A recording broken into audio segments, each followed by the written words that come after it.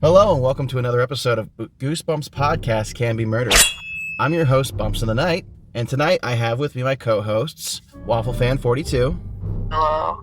The Grinch. Hello. And Otaku Life for me, also known as Senpai Josh. What's up, y'all? And last but not least, we have Dead Shock Studios, also known as Brandon Sime. Hello.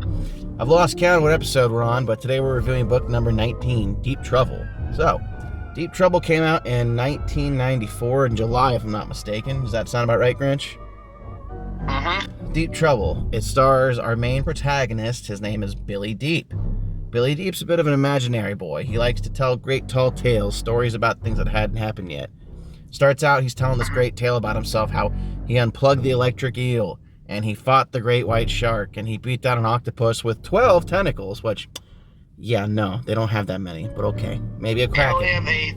Well, maybe a giant kraken. But anyway, and it ends with him being attacked by a sea monster. He's like, lol, just kidding. Was not attacked. I made it up. I'm a kid. What's up? My name's Billy.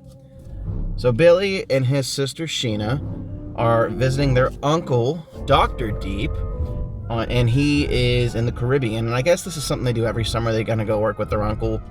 And he's like, more or less, it doesn't outright say it, but he's a marine biologist. He studies like aquatic life and such. And in this book, he is working for the zoo. The local zoo wants him to capture a mermaid. That's pretty much the plot to this book. So Dr. Deep and his assistant, Alexander, take Billy and Sheena out to the Caribbean with them. After Billy overhears Dr. Deep's assignment to hunt down this mermaid, Billy's like, yo, I can't sleep. I'm going out there. I'm going to go find it first. So Billy swims out to the coral reef, and like the only rule, literally the only rule they have is stay away from the coral reef.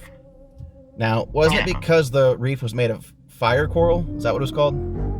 Yeah, fire coral, which is basically, if I'm not mistaken, it's a real thing and it's actually very poisonous. Yeah, it makes you feel like your skin's on fire. So anyway, Billy heads out to the reef, and then, and this honestly as an adult, I loved. I don't know why I didn't like it as a kid, but he gets attacked by a shark. So, and it's not like one of those stupid little Goosebumps things where, oh, something bit my leg, and then it turns out it was just a goldfish or his sister or seaweed. No, a hammerhead shark straight up bit this child. Like, you can't make that shit up. Which is weird because hammerhead sharks are docile toward humans. Well, Billy be out there looking like a snack, I guess, because that shark took a bite. So after the shark latches onto Billy, he starts to panic, and then a mermaid swims up and fights the shark off. And how does Billy repay her? He gets her caught by Dr. D. Watch. Boo on Billy. Anyway, so Billy and the mermaid get caught by a net and dragged on to Dr. Deep's yacht. And I'm using air quotes because they kept calling it a yacht, but it was not a yacht. So after that, the mermaid's plopped in a tank. Billy's telling Dr. D, he's like, yo, she's a good person, don't do this. And Dr. D's like, but $1 million is on the line. I think I will. I'm gonna fast forward the plot to the next day. Billy's having more weird dreams. He wakes up because he hears a bunch of weird noise on the boat, and bam, there are people stealing the mermaid off the boat. Billy gets involved, and next thing you know, he gets punched and thrown in the tank. The mermaid's taken.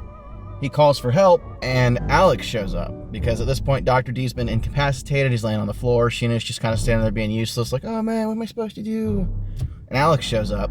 Then it turns out Alex is a backstabbing piece of shit who double-crossed them, and he's gonna get way more money for the mermaid than Dr. D was going to get. So he hired more or less pirates to kidnap the mermaid. Or was it fishnap? What would you call that? I think fishnap would be a good name. Okay. It depends, personally, but I'd say kidnap. Or maybe you can call it mermap.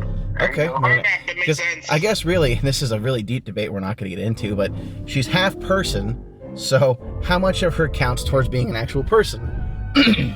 That's where the truth lies. But anyway, we're going to go with fishnap at this point, but whatever. Fishnapped it is. So, she gets taken, and here's the best part of the book, in my opinion, aside from the hammerhead shark bite. Like, the danger was real in this book. Now, I mean, in some books it's real. A lot of them it's just kind of made up bullshit. Like, the last book, Monster Blood 2, there really was no big danger there. Let's be honest, there really wasn't. I mean, Cuddles might have gone on a rampage where he's going to leave a car-sized shit in the street. That's about it. Anyway, in this one, they get thrown in the tank the mermaid was in. Dr. Deep, Sheena, and Billy do. And then they push the tank into the water. They're gonna drown, dude. But by God's speed, a pod, or it depends who you talk to, a pod a miracle, and I saw another word for it, like a myriad of mermaids appear, but essentially a bunch of mermaids appear and lift them back onto the boat, like, so they don't drown because, kids book. And then from there, they chase down the pirates in this dinghy, and a lot of shit happens. We got another confrontation, the yacht catches on fire.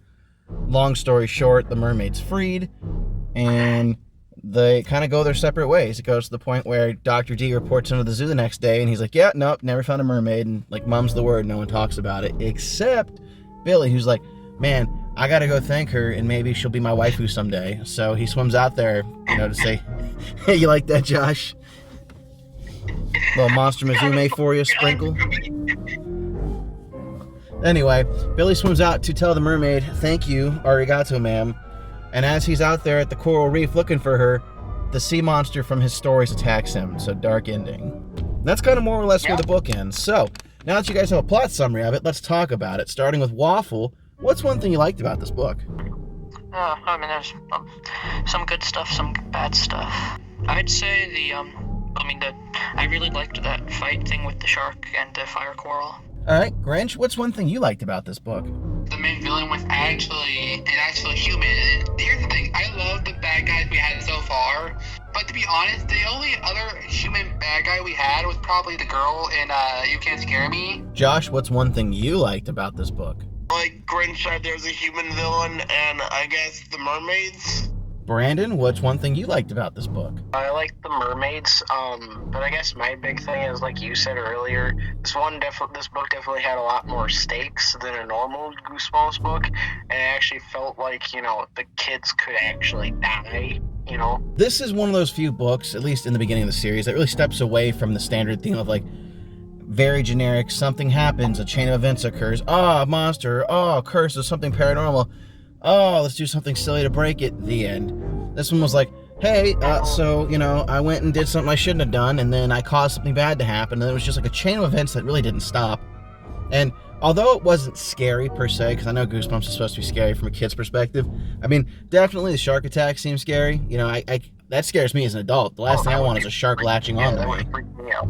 But I wouldn't be as freaked out because it's a hammerhead, but if it was like a great white, for sure. bitch, if we are at the beach and a shark grabs you, no matter what the fuck it is, lemon, tiger, zesty shark, anything, it grabs you, I swear you'd be like this, it's on me! Tell me I'm wrong. Tell me I'm wrong. Again, I'm saying hammerheads are not likely to attack humans. This just in. Josh Wasaki's a marine biologist. Well, I just even marine biology in school, so... Well, to be fair, guys, it is July. It's Shark Week now. Everyone step the fuck out of the way. Professor Wasaki's here. I'm gonna put a big pair of fucking nerd glasses on you this episode. The whole episode, you're gonna have those big, like, Harry Potter glasses that do the fucking eye shine every time you talk. It's like, I was thinking more of have you ever seen the Pac-Man, the Ghostly Adventures cartoon where Pac-Man has, like, the nerd emoji glasses and everything? I do not, but I'm gonna give his werewolf buck teeth. You fucking watch me. I am the god. This is my domain. Domain expansion. Domain expansion. Editing god. All right, so. I understand, bro. I'm sorry for causing a fight. It's not a fight. You're fine. I'm having fun. All right, so. It's not a fight. You're nerding out. There you go. Like, got the little fucking hair, like slant, like the little curly hair on his head. You know what I'm talking about? It's like. There you go. All right, so back to the actual podcast here. Starting with Brandon. We're going reverse this time. Brandon, what's one thing you didn't like about the book? As a kid, I hated how I understand that, yes, there was an actual hammerhead in the book, but it was a little misleading because I thought the book was about sharks, not mermaids. You are right on the money. That's exactly what upset me about this book as a kid. Josh, what's one thing you didn't like about the book? It would have been the fact that the book was about shark attacks, and it only happens once. Okay. And yet, like Brandon's, but I guess from now it would be the inaccuracy of a hammerhead attacking a human. Well, you know what's fun about this book and then the third Deep Trouble book, the one from Horrorland? Both depict something happening, but it's such a small actual part of the plot, it's almost not integral. Yeah, so if I spoiled that for you, sorry, but when we get to Horrorland, we'll talk about that. All All right, so continuing down the list here, Grinch, what's one thing you didn't like about the book? Okay, here's the thing. Unlike the other books where like the kid is like safe from the monster or whatever, or kind of in a way, I feel like the kid in this book didn't deserve to die. Because here's the thing. I know he was being a little bit of a show off at first, but like he actually had character development, like the kid in the first book. And I feel like him dying felt like a little too real, even for Goosebumps standards. Like have anyone else die besides main characters, like. It just feels weird. And they'll never do it because it's Goosebumps. But personally, I think once in a blue moon, killing off a main character doesn't hurt. Now, granted, yeah, he did it with the ghost next door, but she was already dead at the start of the book, so did he really kill her off? I'm just saying, yeah. Once in a blue moon, I think that's a nice little plot twist. And sure, we get a taste of that and Give Yourself and the Tales, but not enough in the main books. Going back to Waffle, what's one thing you didn't like about this book? Well, I was hoping that the antagonist would be more ocean-related, like the shark or evil mermaids or something, so... Yep, I'm with you there. Essentially... Zoo corporations. Yeah, like, as a kid, it upset me because I was like, okay, it's going to be like Scary Shark book, and it was like, mermaids? Mermaids? And then it's like, oh, look, the mermaid heist, and it just kept going on about the mermaids to the very end. I was like, I remember my mom asked me, she's like, why didn't you like this one? I was like, it's about fish ladies, not for me. And she was disappointed in me for that because I wouldn't open my mind.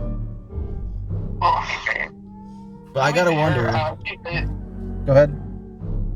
If I can find a difference between the book and the episode we're going to talk about later. No, stop, halt, break, stop it, Bumblebee. Back it up, Chief. We're not talking about the episode because the episode is Deep Trouble 2. So, even though there is an episode, we are not talking about the episode here. We're saving that till we get to Deep Trouble 2.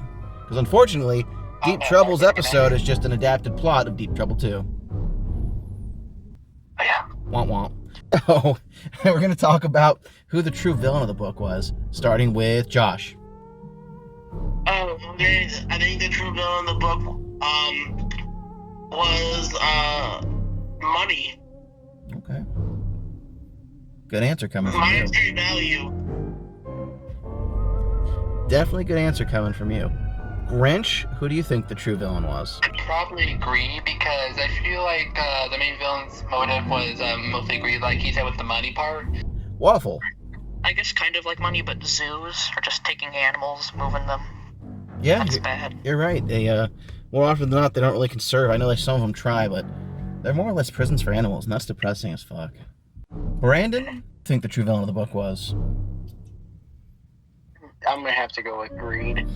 Okay, seems like we're all in the same corner. I'm gonna kind of one-up you there. I think the true villain of this book is morbid curiosity. So when man becomes bored and wants to know more, he starts to dive into morbid curiosity.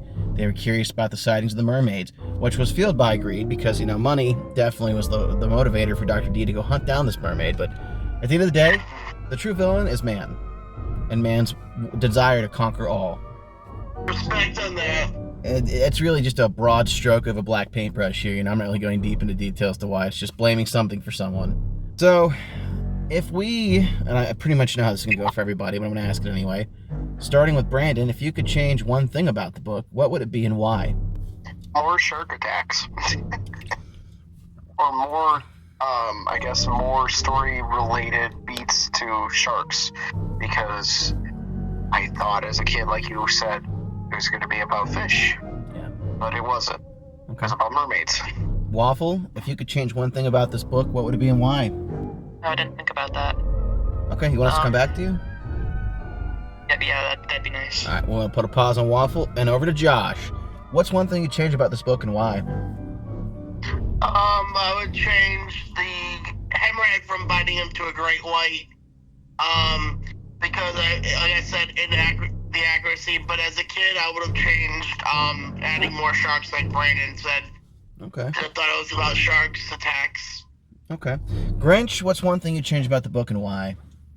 Well, I feel like, in my opinion, I feel like they should have had the bad guy have a control over the sharks, and that's why the sharks were attacking the main characters the whole time. Okay. I see I see what you're putting down here. Maybe there's potential for another book at some point when I keep writing the Goosebumps Beyond series. All right, Waffle, back to you. I'd have the brown-eyed monster appear more, maybe affect the plot more in some way. I like that. Yeah, so Realistically, I don't have an issue with the whole mermaid thing. I just feel like when Stein wrote this, he was more so aiming for I think it was a soft take at Jaws, because don't forget, at the end of the day, the Goosebumps books are more or less based on like the 1960s, 1950s, like black and white horror films. That's what they all are. Yeah. So, yeah, I think the sea monster would have been a little more neat to see. And again, as an adult, the only thing I'd really ask to change is like maybe the pirates got murdered. Like maybe the mermaids were in contact with the sea monster, and so like they called the sea monster, and it came and dragged the dinghy down with Alex on it, and it was just like, well, no one heard from him ever again. And like they don't say outright he's dead, but the idea is that he was dragged down to the crushing depths. I'd be great with that. More deaths. More deaths for sure. All right, let's rate this puppy, starting with Grinch. 1 through 10, go. 8, because unlike Girl with Gray Monster or the Mud Monster one, at least it had more of a bite to it. Josh. 7. I think it had a good plot, but it just had some stuff that I didn't really like. Okay. Waffle. I don't know if this is just nostalgia, but I'd rate it a 9. Okay. Brandon. I'll give it an 8. 8. Okay. Yeah. You know what? I'm gonna sally you here. I think it was pretty decent. 7.5. That gives us a grand total of 39.5 divided by 5. And look at that. 7.9 rounded up. This book scores an 8 across the board. That's B tier. And honestly, yeah, That's pretty good. you know, revisiting it, it was an original book. It definitely took a few aspects from like, you know, like it came from the sea and kind of stuff like that. Like just, it definitely was a unique story that R.L. Stine, you can tell it wasn't ghost written, which is nice because some of them, like, you can just read them and be like, you didn't even try, dude. So, back to what we were saying, let's go through some closing statements, starting with Brandon. It was fun to go back through. I definitely forgot some of the plot points because it's been ages, but fun read. Okay. Grinch, closing statement. It was a very good book, and I feel like if they hadn't been more shark and less mermaid, it would have been a little bit better.